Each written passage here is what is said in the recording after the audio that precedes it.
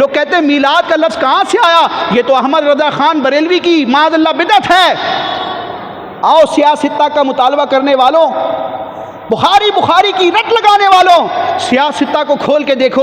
امام بخاری کے بڑے چہیتے شاگرد ہیں، اور سیاستہ کے مصنفین میں سے ایک مصنف ہیں جن کو دنیا امام ترمذی کے نام سے جانتی ہے۔ نام سنا آپ نے؟ امام ترمذی، ان کی کتاب ہے سنن ترمذی، اس کو جامع ترمذی بھی کہا جاتا ہے۔ اس جامع ترمذی کو آپ کھولیں، اس کی انڈیکس پڑھیں، یعنی اس کی جو فہرست ہے اس کو پڑھیں۔ آپ نے حدیث کو بیان کرتے کرتے کرتے ایک چیپٹر قائم کیا۔ بھئی حدیث کی کتابوں میں نا عام طور پر عنوان ہوتا ہے، چیپٹر ہوتا ہے کہ یہ آگے جو حدیثیں آئیں گی کس ٹاپک پر آئیں گی۔ تو میں اپنی طرف سے بیان نہیں کر رہا، نہ احمد رضا خان بریلوی کا حوالہ دے رہا ہوں، نہ کسی اور سنی اس دور کے عالم کا حوالہ دے رہا ہوں۔ امام بخاری کے شاگرد امام ترمذی جو 3ری صدی کے بزرگ ہیں، یہ 15ویں صدی ہے، یہ 14ویں 15ویں صدی چل رہی ہے، یعنی 14ویں مکمل ہو چکی ہے اور 15ویں رواں ہے۔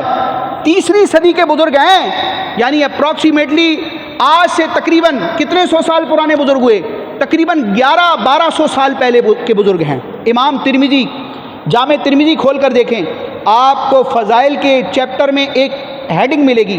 وہ ہیڈنگ پتہ ہے کیا ہے؟ میں ہیڈنگ بیان کروں گا تو آپ سمجھ جائیں گے کہ کیا ہے۔ ہیڈنگ کا نام ہے، عنوان ہے، ہیڈنگ ہے، سرخی ہے، باب ما جاء فی میلاد النبی۔